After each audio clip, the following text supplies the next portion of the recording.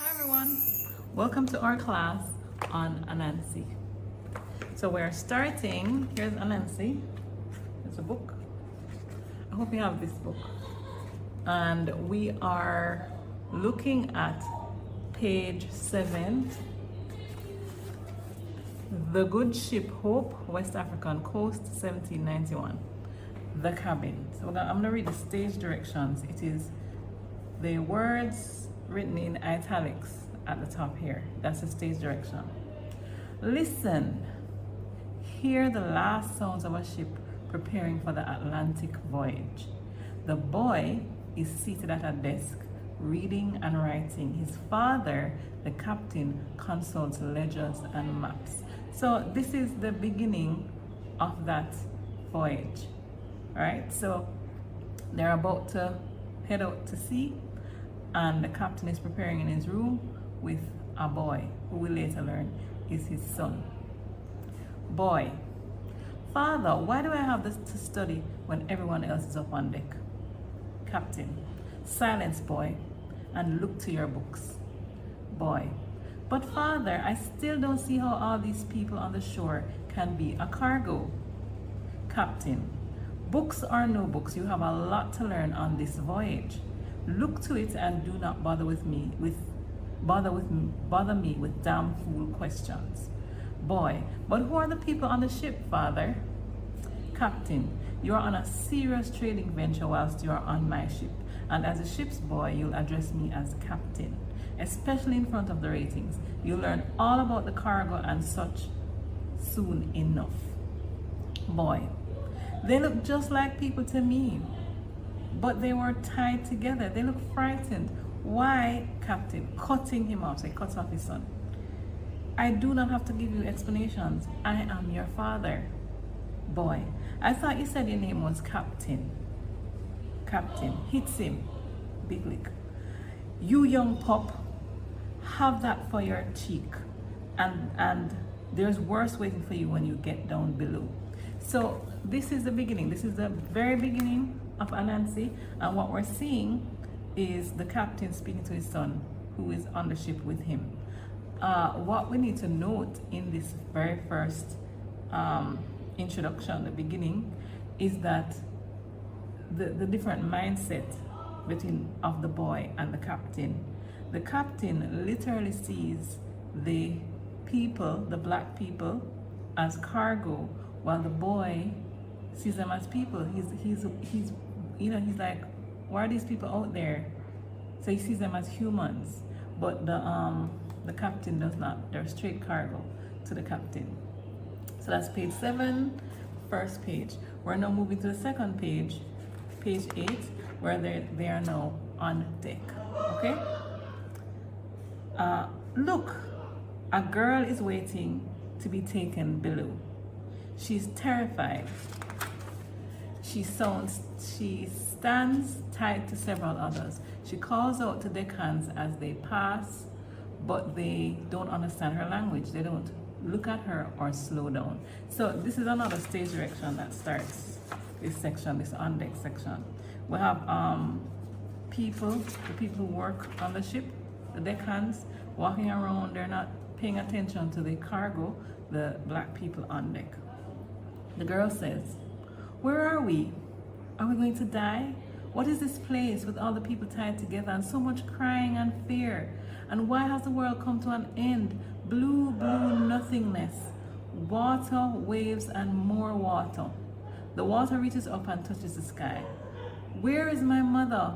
Where did all the pale men come from? Why don't you answer me? We have a sailor saying, come along, my beauty. Let's jabber and down the hatch with you. I don't know. At least a bale of cotton doesn't chatter on some heathen tongue. And whatever it is you're blathering about, you'll have to get yourself down this hatch. Can't throw you and damage the goods, eh? Move. He bundles her down the hatch. So that's our stage direction, bundling her down the hatch. So what we're seeing now is the cargo. So we're getting a live view of the cargo. That is the little black girl, who is fearful. She's so afraid. We see repetitions here, Where's my mother? So many questions. That shows her confusion. Where's my mother? Where did all the pale men come from? Why don't you answer me? The poor little child is just so out of this world, confused. And then she's looking, why has the world come here, you know?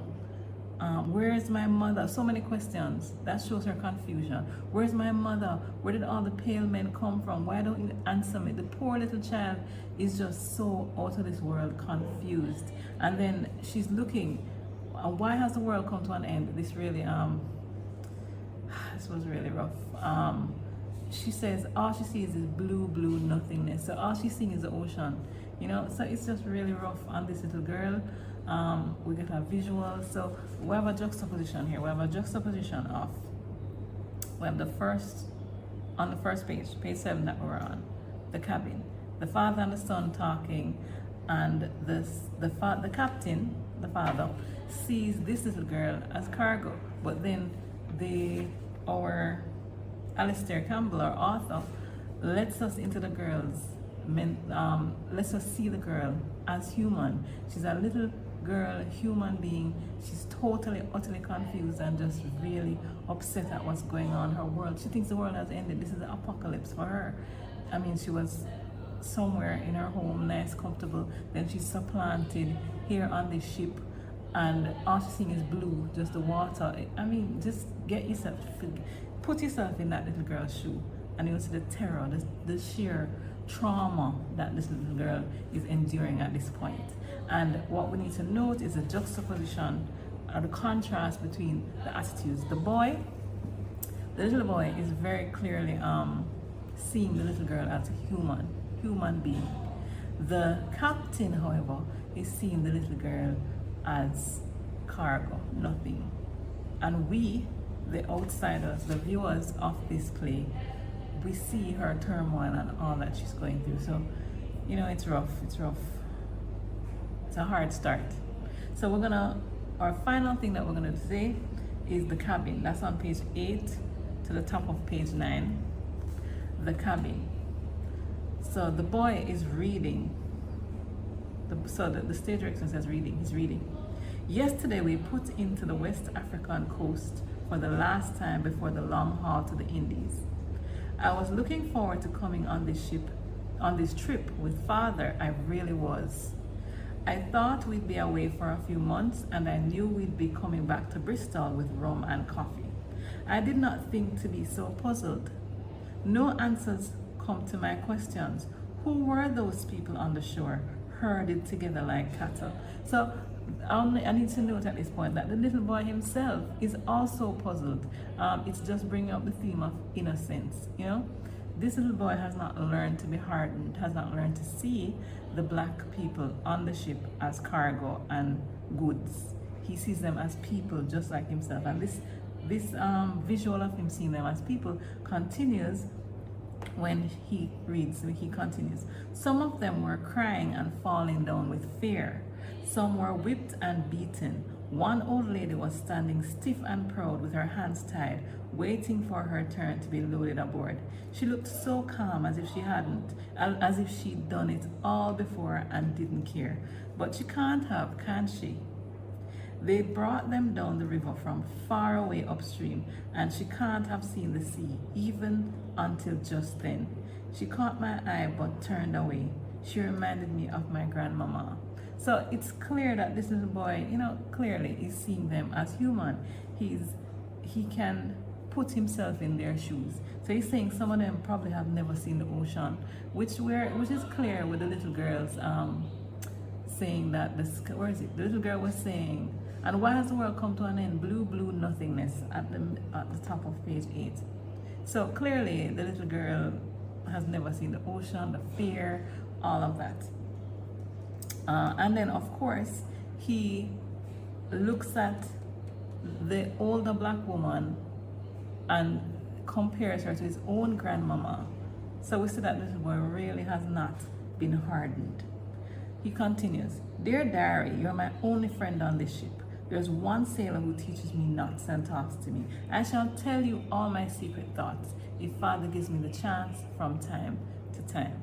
So it's a little boy just getting his feelings out on paper. And yeah, so this is our first class on Anansi. So join me another time for Anansi. So if you want more notes and things like that, you can visit www.bulbsoup.com and you can get notes on Anansi. If you need to, if you're on Instagram, I have my book here.